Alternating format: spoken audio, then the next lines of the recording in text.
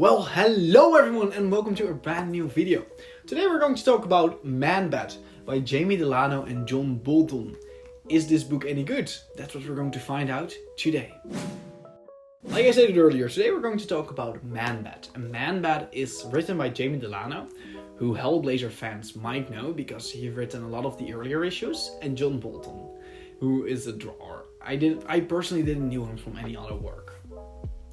This book is an Elseworld story written in 1997. And for all comic book fans who don't know what an Elseworld story is, that is basically a story that does not take place in main continuity. And it is about Manbat. But is this book any good? Well, that's what we're going to talk about today. And we're going to talk about the art first. So let's talk about the art. The art is beautifully drawn by John Bolton. The story mainly takes place in caves and in the desert, and those look stunning.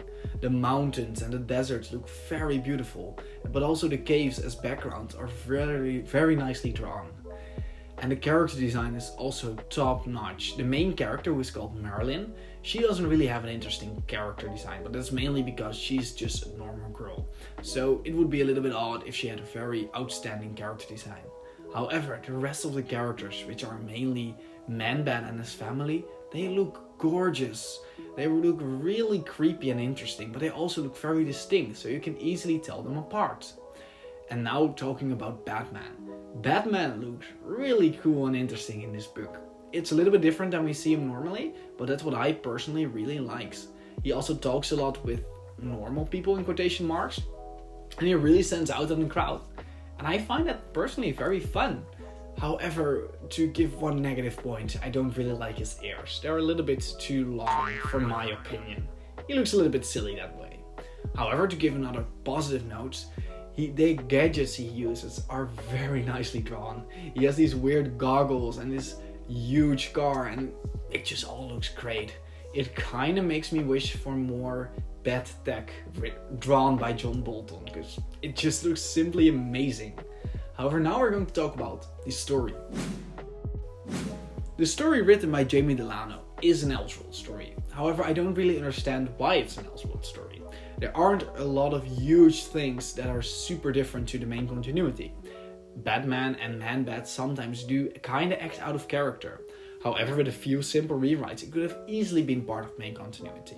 However, it isn't, and that's not really a negative. However, it is something I wanted to point out. Now, going on with the story. The story is not feature Batman a lot. It's one of these stories where we see a villain from the perspective of a human. And I always adore these kind of stories. Like Joker or Gotham Central, they are great examples of this. They make a villain feel even more threatening, because we know what these villains can do, and of course, Batman would easily survive them. However, seeing a normal being like you and me react to it, that's just great.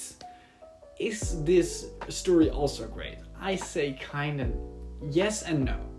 What I really like about the story is, like I stated earlier, the whole idea of a human perception of a certain villain is always great. And this story is about Marlin, a activist who does a lot with nature and human rights, who encounters Manbat kind of on accident. She is stuck in the cave where Manbat and his family have retreated to.